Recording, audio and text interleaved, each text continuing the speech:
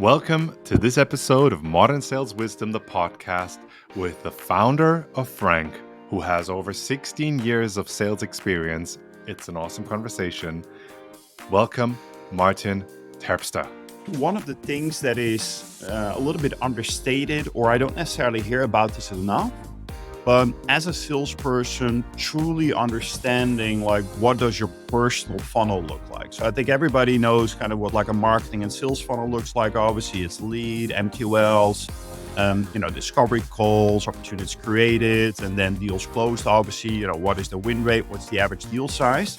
But what does that look like from like a personal level? Sometimes you win in sales and sometimes you lose. That's part of the nature, but it's all about understanding why you did one or the other. And Martijn has a great way of looking at data, understanding it, and adjusting your sales process to it. That's one of the things which we're speaking about today.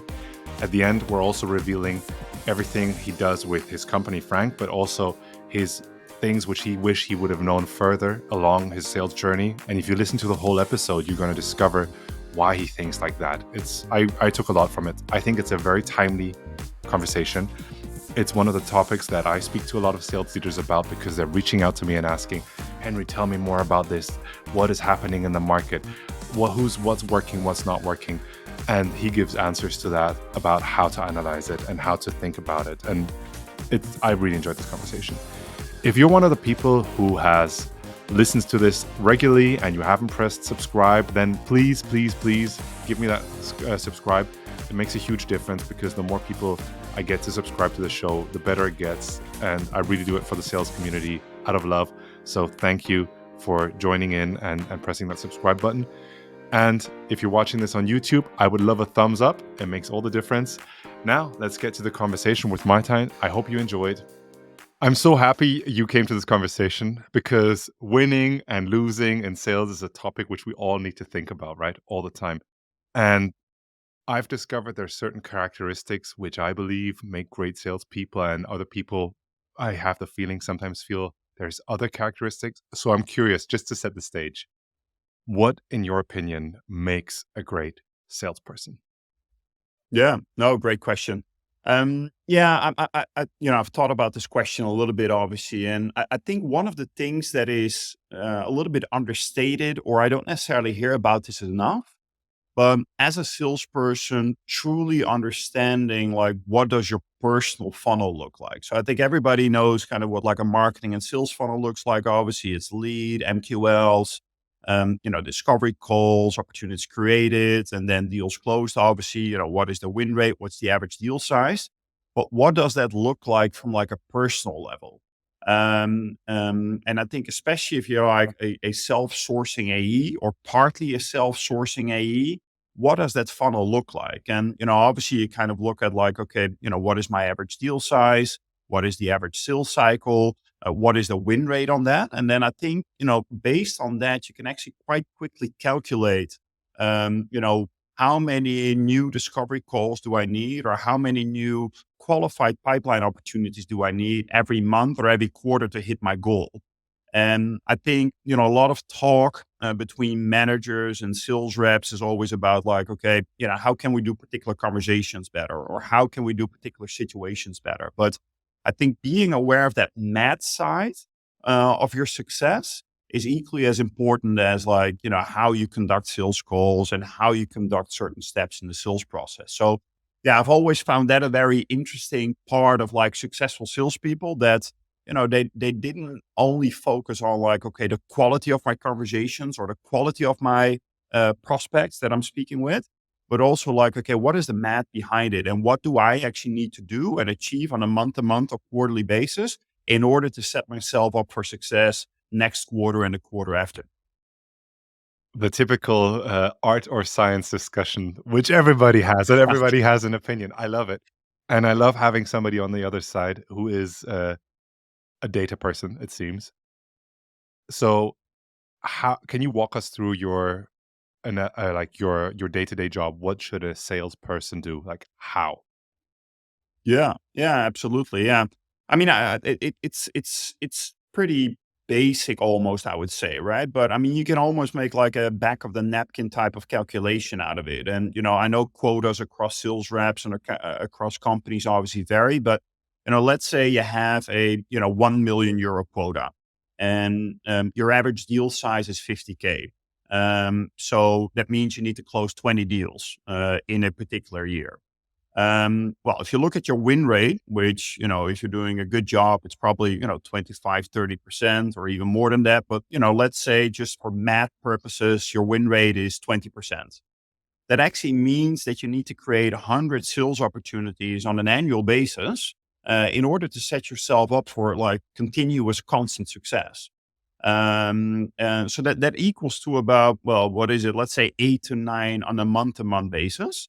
So that already gives you a really good sense of like, okay, what do I need to do monthly in terms of input, so to say, in order to achieve certain output?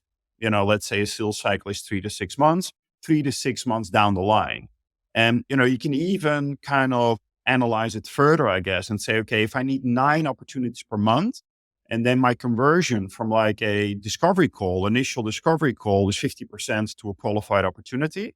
That means I need to do about 18 discovery calls on a month-to-month basis, or about 4 per week on average.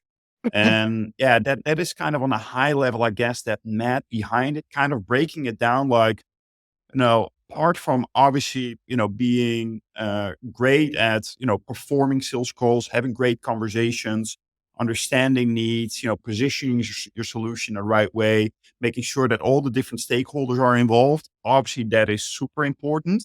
But yeah, I've seen sales reps who are really, really good at that. Have seen consistent success for a couple of quarters in a row, but then they kind of drop off on, not fully being aware of the math side of things. And all of a sudden they have 1 or 2 quarters or maybe more in a row where they feel like, oh, why am I not hitting my goals? And their conversion rates are still really sky high, really good average deal sizes. But simply put, like the input just wasn't enough over the past couple of months. And that's hurting them now.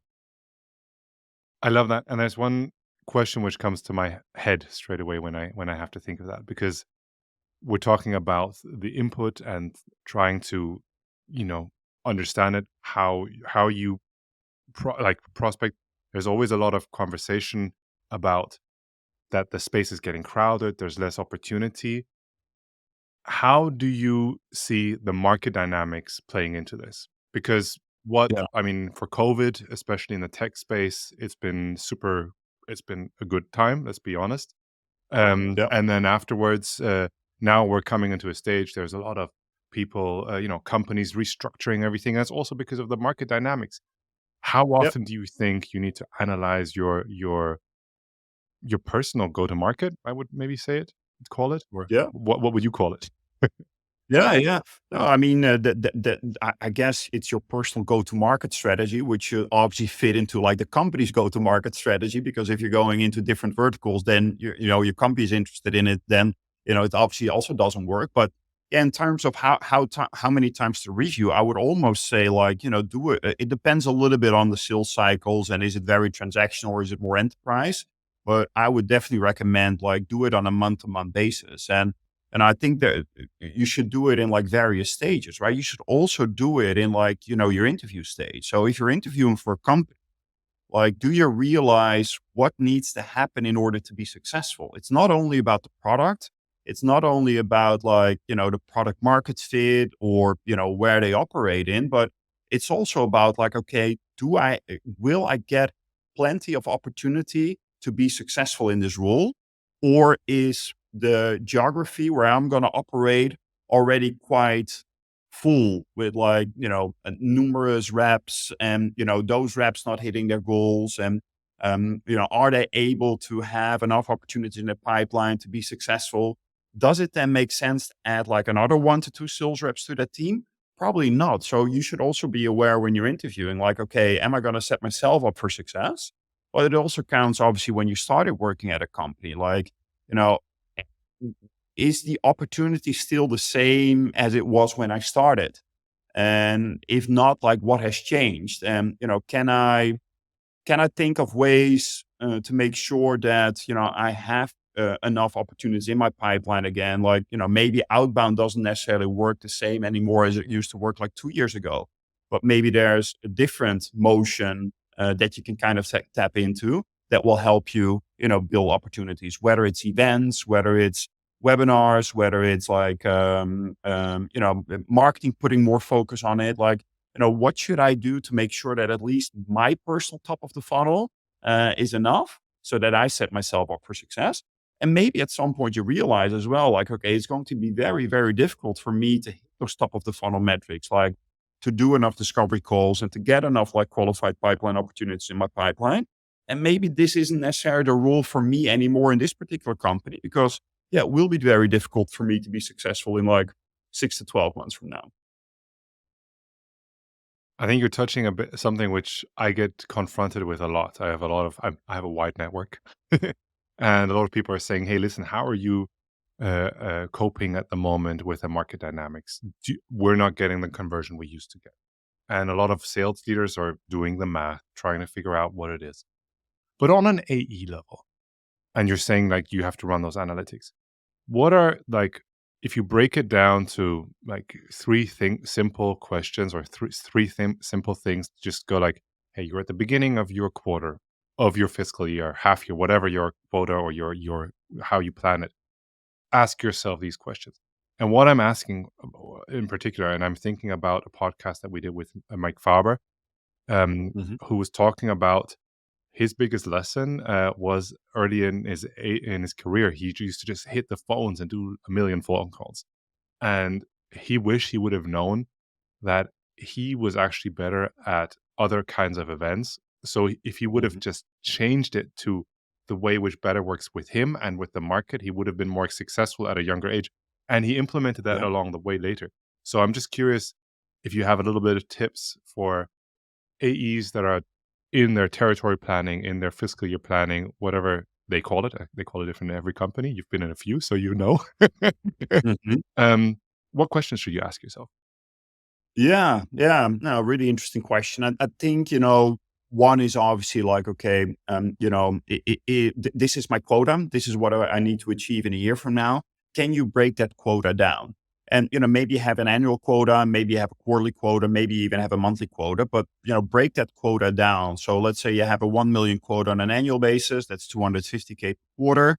I think, most sales reps want to be consistent. I think the companies also expect them to be consistent. So they don't necessarily want reps to close like, 800K towards the end of the year and do very little in the first 3 quarters, obviously. So how can you kind of break that down to like quarterly goals, so to say, but also kind of distill it from there? Like, okay, if my quarterly goal is 250K, like, what do I need to do now in order to be able to hit that 250K in like, 1 or 2 quarters from? So yeah, I guess the topic that we talked about, I think is very important. But yeah, then, kind of you have your goals kind of set, but then, what are some of the strategies that I'm going to make sure that I will actually get that number of opportunities or that number of discovery calls? And, you know, most organizations work with like a BDR or SDR, AE type of framework. That's fine. I think you can't 100%. Well, I don't think as an AE you should be 100% dependent on whatever it is that your BDR is delivering. So I think you also need to kind of plan for like, okay, what can I realistically, but also conservatively expect from my BDRs?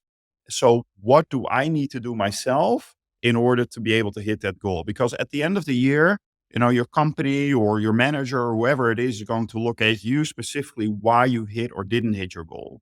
And then, you can't necessarily come up with an excuse and say, yeah, I didn't necessarily get enough leads or enough opportunity sourced or enough discovery call sourced. Like, what can I do myself to compensate for a probable lack of like opportunities that I'm getting through the BDR funnel, basically.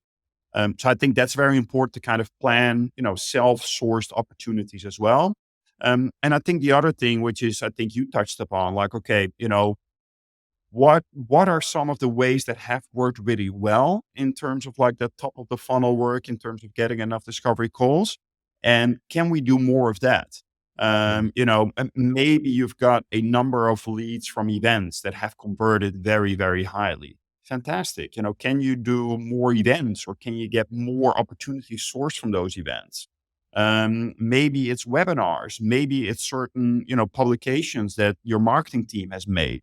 Can you collaborate with your marketing team? Again, depending on the organization, probably a little bit easier in like a startup or a scale up versus like, really a big corporate that you're selling for. But yeah, how can you take ownership of your own pipeline basically and collaborate with other people within your organization as well to make sure that, whatever your goal is this year, they can kind of help you achieve it. Because at the end of the day, the company wants to achieve those goals. Those targets are kind of split between all kind of sales reps in the organization, but everybody in that organization wants to achieve those goals. So everybody should also be willing and able to help you with that and make sure that you have enough, as Americans say it, at bats. When you play baseball, you want to make sure that you have enough balls that are kind of coming your way that you can kind of home run.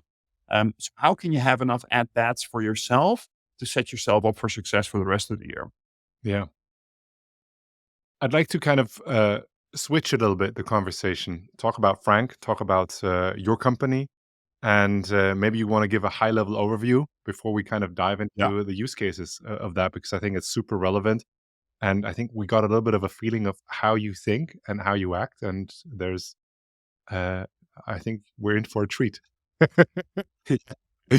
Yeah, as you probably heard by now, I've always been quite a data-driven manager, which I think is good. I mean, I think there's a lot of data available. I think a lot of companies also look at like data to kind of make decisions. But I think where there's often a blind spot is also like the qualitative side of things, right? I mean, you can kind of look at like funnel metrics and MQLs and opportunities created and whatever it is. But there's also a qualitative side to things. And I think one of the biggest blind spots that companies typically have is that, that voice of the customer isn't always part of like management discussions, board meetings, or even, how management teams kind of make decisions on things. It's, typically kind of based on either, certain data, then gut feel, and maybe some anecdotal information that you heard from like sales teams or customer success teams around, why opportunities get lost or why customers churn. Mm.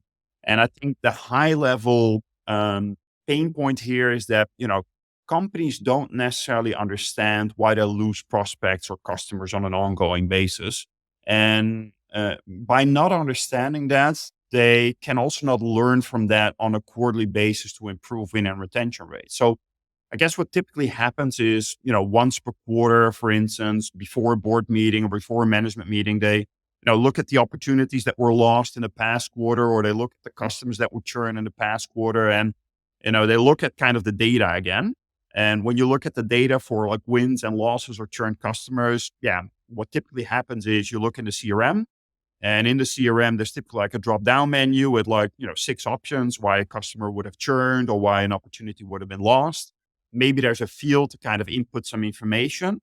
And that's really it. So as a management team, your board might be asking you, okay, what were the top 3 or top 4 churn reasons? Or what are the main reasons that we've lost opportunities in the past quarter? And then that is really the only type of data that you can really look at. And I've been doing this now for close to a year. And, I've actually analyzed my customers provide me with like an overview of their lost customers and their lost opportunities, including the lost reasons. And I've discovered that about 59% of the lost reasons in the CRM are actually not actual reasons that prospect or that customer was lost. So yeah, what we basically do is we help our customers understand why sales opportunities get lost or why customers churn on an ongoing basis. To understand, okay, why did these customers decide the way they did? Including, what is their feedback on pricing, on product, on the sales team, on competition. And the goal is really to kind of discover across like, let's say 15, 20, 25 qualitative buyer interviews is to kind of discover each quarter, like, okay, what are the top 2, top 3, or top 4 main reasons why we've lost customers or lost opportunities? And what can we learn from that? How can we turn that into action? And there's very practical examples like, okay, for one customer, for instance, the feedback was that the onboarding was very poor.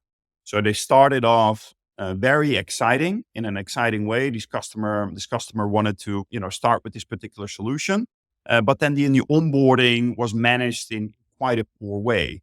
And as a result, there were some lingering issues that were never really resolved. And what happens, like 9, 10 months later, that customer decides to churn because what it is that they expected they purchased wasn't actually necessarily implemented. And that was a big blind spot for this customer, something that they didn't necessarily realize. And that leads to revenue churn, obviously. So yeah, that's a very practical example of the type of insights that we typically help companies get. And that's not just important for managers or leaders, but also understanding as an AE or as a sales professional to work against that. Absolutely. Yeah, 100%. I think, as an AE, and this probably resonates with a lot of people, but, you get reasons why your prospects don't continue with you where you feel like, okay, is this the true reason? And it could be like, hey, we don't have any budget this year, or, the timing is off. But are those the true reasons that you're losing those opportunities? And, worst case, even, you're not getting any response, right? You're being Mm. ghosted, or, these buyers go dark. And so I think also as an AE, there's a very practical way that you can kind of understand why certain opportunities get lost, or, for CSMs, why your customers churn. And that is really to try to at least have exit interviews with them potentially. And I think how you do that as like an individual contributor, you can, definitely, when the sales process is closed, or, when the prospect went dark and you haven't heard from them in weeks or even months, you could definitely reach out to them and say, hey, you've been evaluating our solution in the past couple of months. Unfortunately, for now, it didn't necessarily seem the right timing. But I'm very interested in learning, like, how you got to this specific decision, and whatever feedback that you have on our product, on our pricing, on the sales team, etc., or on my performance, and just reach out in a way that has a non-sales pressure on it, and kind of completely take that sales pressure off. Because obviously, you know, prospects might also think like, okay, this is another way for you to kind of get in and have a new conversation with me. But I think if you completely take away that sales pressure, and indicate that you're truly interested in learning and understanding better and getting feedback, I think you can probably get, according to the figures that I'm seeing, probably 20 to 30% of your lost prospects. Kind of do like a little bit of an exit interview with them of like 5 or 10 minutes, and just ask them like, hey, what were your initial needs? Why did you start engaging with us? Well, for now, you've decided not to continue with us. Like, what were your main reasons for not continuing with us? What did you think of our pricing? What did you think of our product? Both positive and constructive feedback. And I think that will probably generate a lot of learnings for you personally, and, obviously for the company as well, around like, okay, what is our buyer's perception on our product, on our pricing, and what are the core reasons why they do decide to continue with us, or why they decide not to continue with us? Because you can also do this for your wins, right? I mean, what Mm. typically happens as an AE, I mean, I've been there myself. You win a deal, you hand it over to the customer success team, and you start following up on all the other opportunities that are in your pipeline that you're trying to close this quarter as well. But it's so important to realize, like, okay, why did I win this specific opportunity? And you might know, but you'll be surprised that if you have a proper interview with them, the amount of insights that you get from them that you can take as learnings to implement in your sales processes, that will enable you probably to win even more deals. There's a big learning, I think, which I'm taking away. Not, I think it's probably obvious you need to speak to the customer, but I think speaking to them after you've closed or after you've lost and having an open conversation about it just is so valuable. And it takes a lot of personal courage and greatness to have that conversation. It's a Yep. difficult one, but it's so worth it. That Yeah. was really, really, really insightful. Um, Before we come to an end, because I want to say thank you. What's the best way to get in contact with you? Where should the people head, and who should head to you? Probably everyone in sales, of course. Yeah, very good. Yeah, I mean, I'm very active on LinkedIn. So, yeah, if you're interested in kind of understanding like buyer insights and buyer feedback, and what is it that you can do to understand wins and losses better, definitely follow me on LinkedIn. We can probably kind of share my LinkedIn profile as well in the episode guide for this podcast. So that's a great way to kind of get in touch with me. You can also go to the website, obviously, get FRANQ with a Q at the end, .com. Those are two ways that are probably best to get in touch. Awesome. I'll definitely drop that in the show notes down underneath here. If you're watching this on YouTube or on if you're on Spotify or Apple Music, it's in the normal podcast show notes. I've really enjoyed this conversation. A lot of the times when I speak, because people have different styles, it's about the artistic side, like where's the nuances, mindsets, and I think there's a mix. Both are super important. And I always, however the wind comes, I have to shift to the ones which are. So it's been really insightful. And for me, at the moment of what the struggles which we're having, everybody's always having stories. The challenges we're facing, I think, is super timely, especially in the market at the moment, in the tech market. So thank you so much for that. It's been really, really interesting. But before we close off, I'd love to know from you, what would you wish you would have known at the beginning of your sales career? Really good question. It's been a long time. So I've been in SaaS sales now for 16 years. This is my 16th year. I would probably say that doing sales is not a one-person job. So I think what I really learned at some point is how valuable it is to kind of use is the wrong word, but have others help you during the sales process. Which could be obviously, you have the obvious roles like your manager or solutions consultant or anything like that. But, I've also used customer success managers during my sales process, or onboarding specialists during my sales process, or the CEO or the CTO if you're part of like a startup or a scale up. And that has been so valuable. And, I think initially I saw it as like really an individual contributor role. Okay, I have to do this. I'm responsible for this. But then I saw the effects of like involving different stakeholders internally, and my sales process has helped me a lot.